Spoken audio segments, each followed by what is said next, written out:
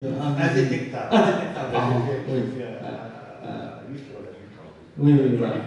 Je n'aime pas ce terme parce que c'était avant son emploi. Oui, oui, ouais. Et indétectable, pourquoi? Parce que j'ai dit invisible.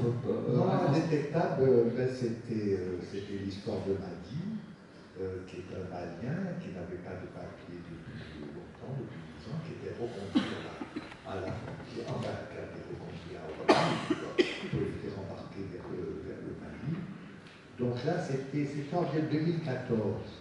J'ai eu du mal à défendre ce livre, vraiment du mal, parce que c'était avant qu'on évoque ce qu'on appelle aujourd'hui les migrants, mais à l'époque, c'est vrai, on savait moins ce qu'était un sans-papier, la vie d'un sans-papier, le rôle du laisser-passer. On parle pas du laisser-passer aujourd'hui, du laisser-passer communautaire pour reconduire quelqu'un dans son pays.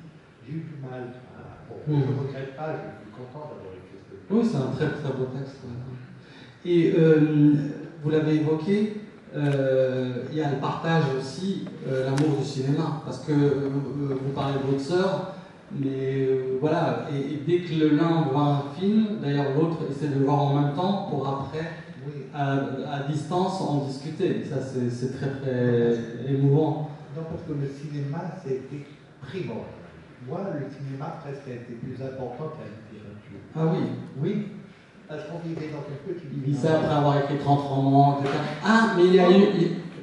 Pardon, vous dites ça après avoir écrit une trentaine de romans, mais il y en a un, les dollars des sables, hein, oui, raconte. C'était le seul.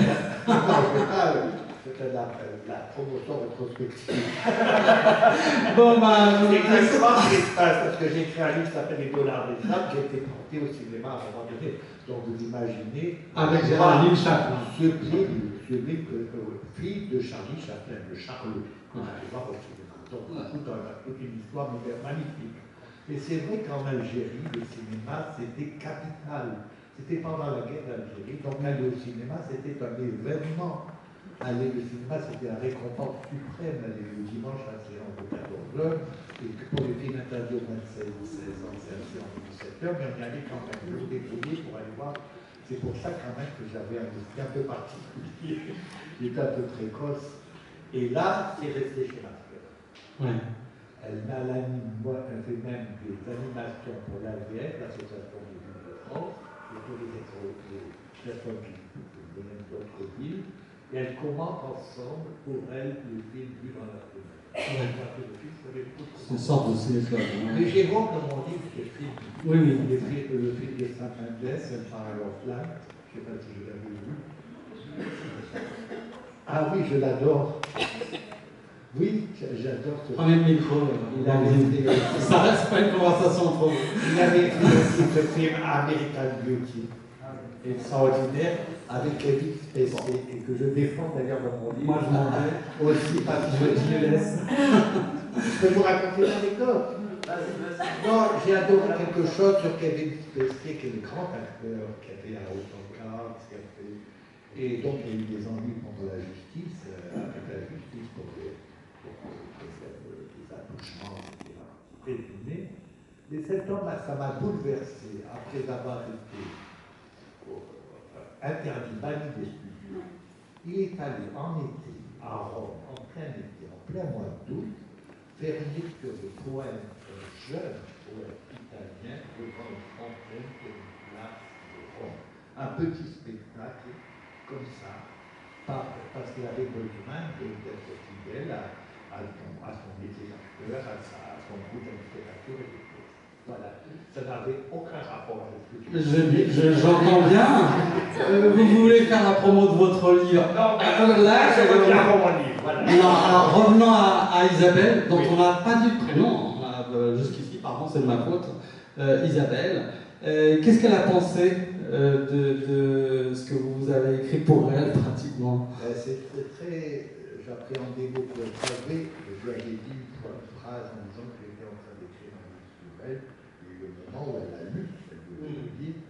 C'est très étrange parce qu'elle est venue me voir à Paris après, il n'y a pas longtemps, c'était les l'école, c'était au mois de décembre, donc elle est venue au mois de décembre, elle a lu le livre dans la chambre à côté de la pièce où je travaillais, donc c'était très. J'appréhendais le moment où elle allait sortir de la chambre. Parce que et comme ma soeur est très intelligente, plus que moi, plus fine, plus subtile, elle a dit que c'était très bien. Elle a dit que c'était très bien, mais pour moi, voilà. Mais là, je vais aller. Et puis elle recommande l'achat de son livre. Je ne peux pas prendre en droit que je ne vais pas. Je vais la voir à Perpignan là, la semaine prochaine, on va être très défendre, parce qu'elle sera là, et pour parler du livre qui lui est consacré. C'est la première fois que ça m'arrive. Ah, c'est pas mal ça. Oui, je ne sais pas, c'est délicat là. Bon, on laisse un peu de je voulais juste. Non, justement, je voulais rebondir sur le fait que, Mohamed, tu parlais de la nostalgie de Jean Nouvel. Et moi, je trouvais que c'était une lecture avant tout d'une grande et très belle mélancolie. Oui. Et la manière dont tu fais le portrait de cette femme à un instant de sa vie particulièrement difficile, quand elle se retrouve face à une épreuve majeure, mais aussi la façon dont ta phrase l'englobe, navigue autour des lumières, du corps de ta sœur, avec une grande pudeur et une grande sensibilité. Je trouvais que c'était un roman extrêmement poétique et vraiment duquel sourdait une forme de mélancolie très, très touchante. Voilà. Bien plus que de la nostalgie qui serait uniquement tournée sur le passé, c'est aussi un livre qui est très lumineux. Merci. Je remercie beaucoup Jean-Baptiste parce que aussi la mélancolie, ça peut être beau. La mélancolie n'est pas un terme négatif, c'est pas un terme. La mélancolie, il peut y avoir la douceur de la pensée, de la méditation. Je parle trop là. Non, on n'est pas loin de la fin. Je voulais. Bon, justement, on n'est pas loin. Non, je voulais juste que Blandine parle du cinéma parce que qui est aussi présent, qui est très présent. Il y a 2 micros du coup. Juste un peu votre rapport au cinéma qui a l'air quand même d'être aussi vital que ce que dit. C'est peut-être pas mieux que la littérature. Oui, c'est vrai. Non, mais je n'ai pas de pensée sur mon rapport au cinéma parce que je pense que j'ai longtemps été inhibée par. Il y a beaucoup plus de critiques de cinéma qui s'expriment que de critiques littéraires. Enfin, moi, en tous les cas, dans mon entourage, quand j'étais enfant, peu de personnes lisaient. Puis, quand je suis arrivée, les gens disaient aimer lire, mais ne lisaient pas vraiment. Alors que tout le monde regarde un peu le cinéma. Il y a plus d'énergie autour des films. Tout ça pour dire que j'ai été longtemps inhibée, moi, à l'idée de donner un avis, par exemple, sur un film, de déplier une pensée, de déplier un goût. J'avais toujours peur de... Mais ça, c'est un contexte de classe, ça s'explique sociologiquement, mais j'avais toujours peur, voilà, de signaler mon goût. Et c'est la première fois, je pense, avec ce livre, que je m'autorise aussi à penser avec des films, alors que, en fait, je le fais spontanément depuis, comme ce que disait Jean-Baptiste, je pense que tout ça allait ensemble, en fait. Oui, je pense qu'à partir du moment où, je ne sais pas, à quelle génération ça a commencé, mais le fait de lire, de regarder des films, de jouer à des jeux vidéo, et tout ça travaille ensemble. Tout ça travaille ensemble et façonne un goût qui, en fait, ne peut pas détricoter les choses, quoi. C'est l'émaillage d'un même goût. Oui. Mais je ne m'autorisais pas, c'est intéressant, hein. C'est assez un dilon quand même sur les Oui, c'est un dilon, effectivement. Et voilà. Mais donc j'étais très heureuse de pouvoir rendre compte de cette pratique qui demande d'amatrice de cinéma, quoi, que j'avais, mais souterrainement, secrètement. Et en fait, les films, c'est des films qui comptent, hein. Je parle de quelques films, mais c'est vrai, les films certains films ont été pour moi des rencontres au même titre que certains livres. Et quand je dis rencontres, c'est parce que pour moi, il n'y a pas d'un côté des rencontres que vous feriez avec des personnes qui compteraient, et de l'autre côté, des choses qui seraient juste du divertissement, comme vous le disiez. Parfois, vraiment, avec un livre, un film, de la musique, une vraie rencontre arrive et qui vous suit, en fait. Par exemple, je sais pas, ma rencontre avec Sam Mendes, comme avec Sam Mendes, mais comme avec Virginia Woolf, je pense que c'est des rencontres qui sont aussi fortes depuis 15 ans, oui, et puis qui dureront dans le temps. Enfin, je repense à certaines scènes, je repense à certaines pages, et j'ai l'impression d'avoir à côté de moi, parfois, quand je suis seule, la pensée, la manière de voir, la manière de sentir d'autres personnes, et pourtant des personnes que je n'ai jamais rencontrées.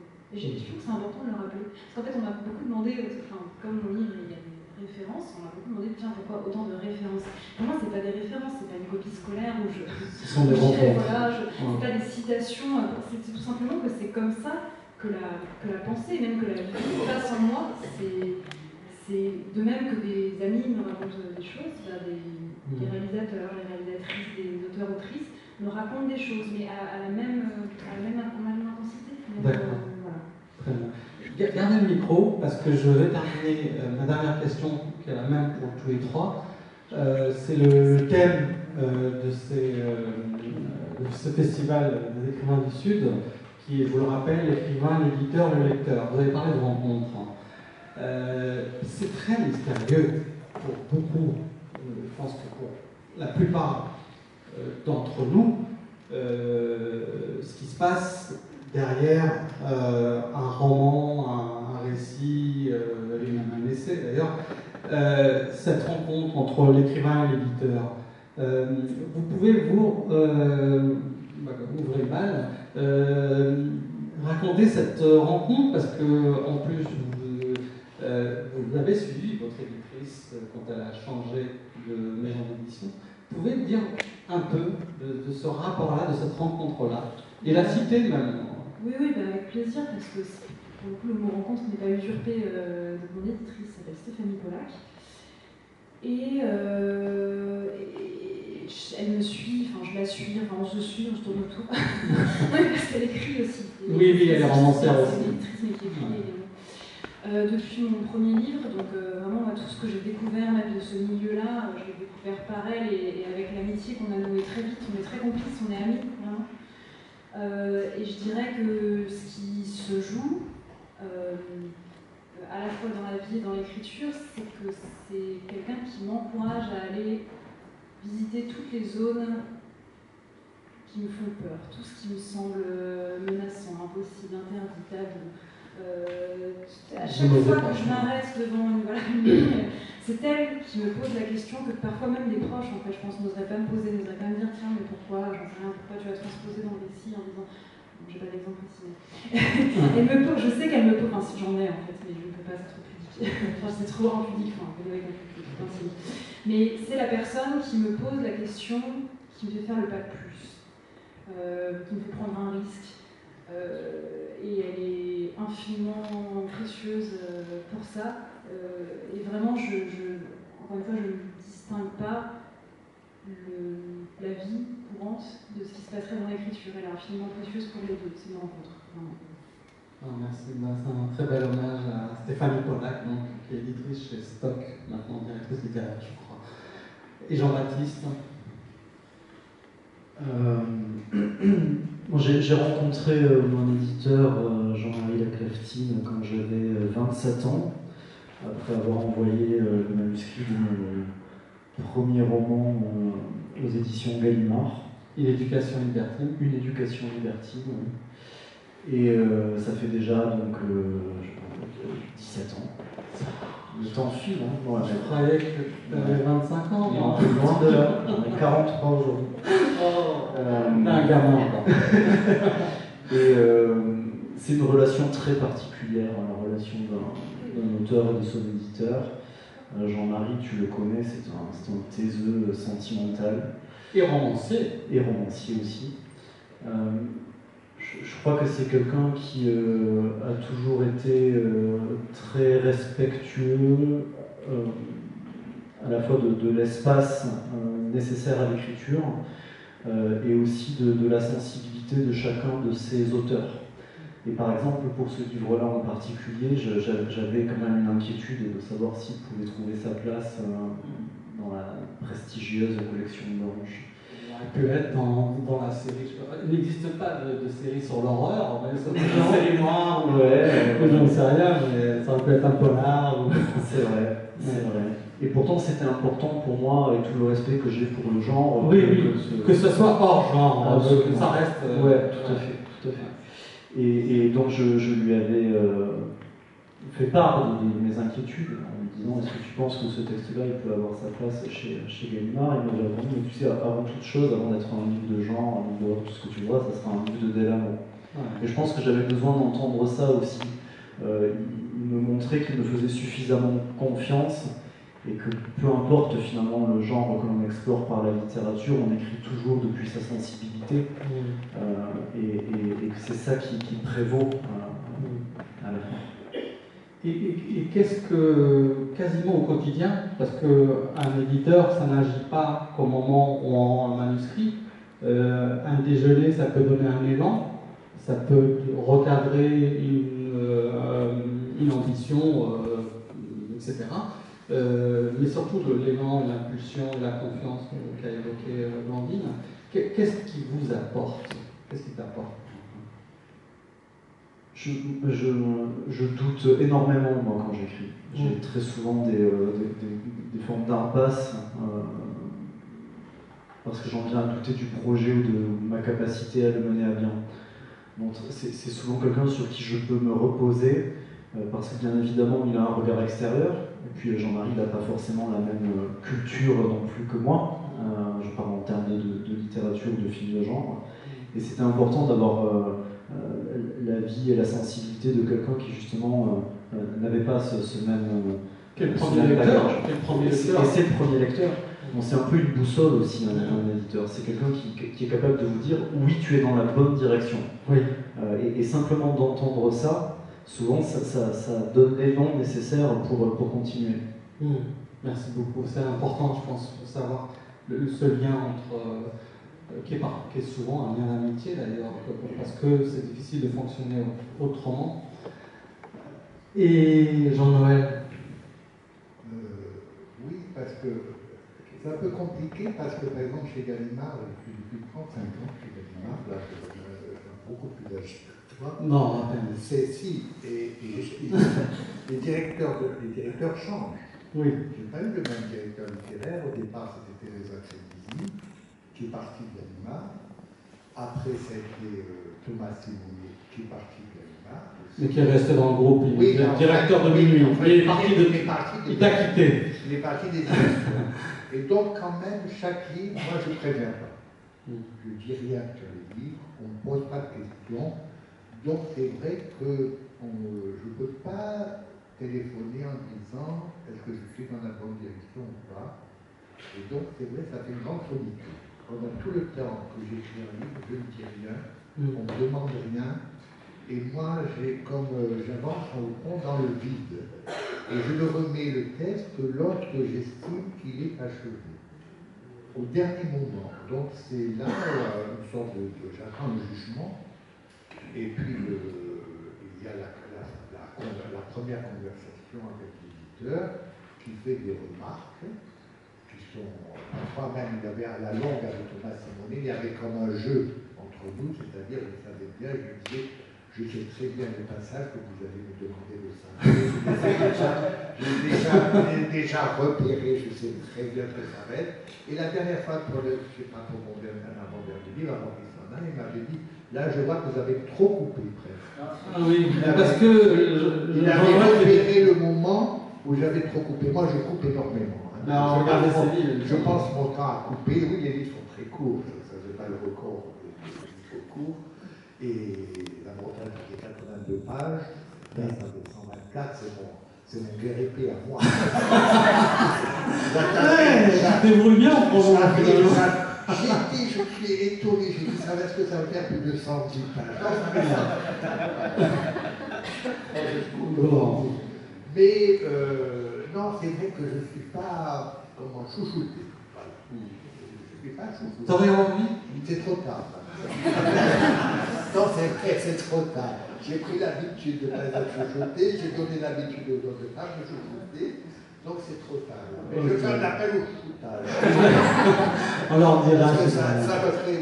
Vous voyez que c'est des rapports différents en fait. Oui, on a des liens, mais c'est très difficile d'avoir, c'est pour ça que j'en dis beaucoup Blandine, d'avoir des rapports à la fois affectifs et professionnels à la fois. C'est très compliqué. Mais avec Thomas Simonet, oui. ça a été une vraie perte pour moi. Ouais, c'est important. Pardon, je te tutoie parce que je te connais, ça sert à rien forcément. Tu me chouchoutes un peu vous. Non, mais c'est que tu es aussi lecteur chez Gallimard. Ah oui. Donc tu reçois énormément, en tout cas tu as beaucoup de manuscrits pour lesquels tu donnes ton avis, etc. c'est un travail de presque éditeur. Oui, mais justement, oui, donc c'est un autre, oui, c'est intéressant, c'est un autre travail d'éditeur. Il se trouve que je ne rencontre pas les autres. Si c'est arrivé quelquefois, moi, à un moment donné, je travaillais ici avec Jean-Marc Roberts, chez Stock précisément, il y a eu toutes ces années-là. Un grand éditeur qui est grand éditeur qui n'est plus de ce monde. Et là, je retrouvais de recevoir comme ça, dans mon studio que j'avais à Paris, des auteurs.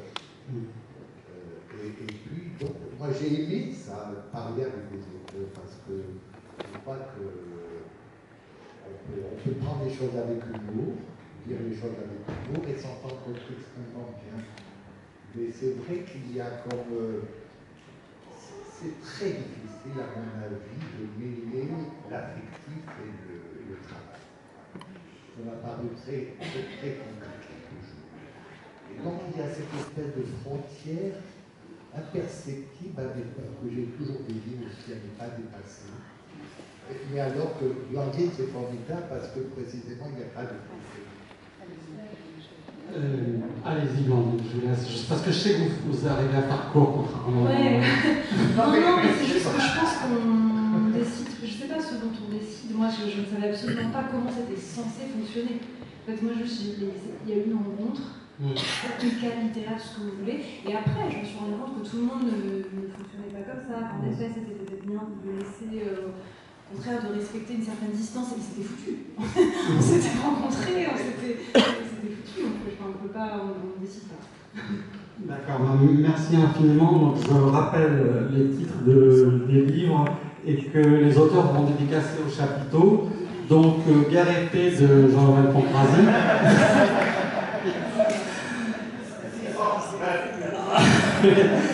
La faille de Blandine Nickel et La nuit ravagée de Jean-Baptiste Delamo. Je ne l'ai pas dit, mais les trois textes, romans, récits, tout ce qu'on veut, on les a adorés au sein du Figaro littéraire. Je dis qu'il y a eu des magnifiques critiques, parce que c'est pas moi qui les ai écrites, notamment Alice Develay pour Jean-Baptiste et Blandine, et Christian Autier pour Jean-Noël.